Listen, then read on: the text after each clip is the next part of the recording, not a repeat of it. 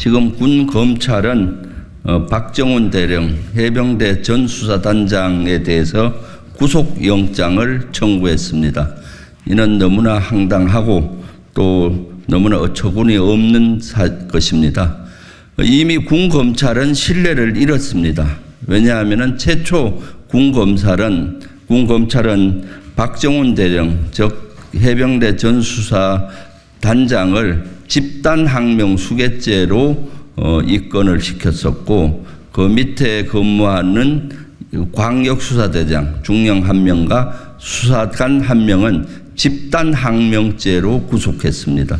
그 집단항명죄로 입건을 시켰었죠. 제가 국방부 장관에게 집단항명 수괴죄와 같은 어마무시한 이런 죄는 내란이나 쿠데타나 이런 데 적용이 주로 되어 왔는데 무슨 근거로 집단항명 수괴죄를 걸었느냐라고 얘기를 해서 질의를 했었습니다.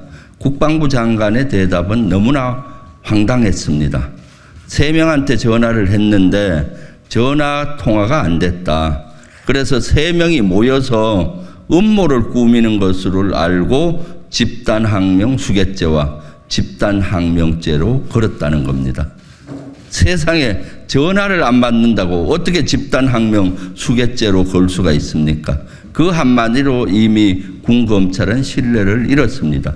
그리고 나서 한 일주일에서 10일 정도 지난 후에 진술서를 받아보니 이것이 아닌갑네 하고 해서 해병대 전 수사단장 박정훈 대령에 대해서는 집단항명 수괴죄가 아니라 항명으로 하고, 그 밑에 광역수사대장과 수사관은 집단항명에서 무혐의, 그러니까 피의자 신문에서 참고인 신문으로 바꾸었습니다. 어떻게 군 사법체계가 이렇게 무너졌는지 모르겠습니다. 이와 같이 한 형태가 군검찰입니다. 이번에 다시 군검찰이 구속영장을 청구했습니다. 왜 했겠습니까? 지금 박정훈 대령은 변호인을 통해서 여러 가지를 얘기하고 있습니다. 그 중에 하나가 대통령에 대한 언급입니다. 그래서 입막음을 하기 위한 구속영장 청구가 아닌가 하는 생각이 듭니다. 그래서 이러한 군 검찰의 형태에 대해서 규탄합니다. 그래서 오늘 기자회견에서는 법사위뿐만 아니라 국방위도 같이 이렇게 오게 된 배경입니다. 박정훈 대령에 대한 구속영장 청구, 국방부가 대통령실 호위기관으로 전락했습니다. 어제 국방부 검찰단이 박정훈 대령에 대한 사전 구속영장을 청구했습니다. 군 검찰 수사심의위원회가 박정훈 대령의 항명죄에 대해 의견 없음으로 결론냈음에도 해병대 간 사망 사건에 대한 외압의 출발지가 윤석열 대통령이라는 의혹 제기가 있은지 단 며칠 만에 영장을 청구한 것입니다.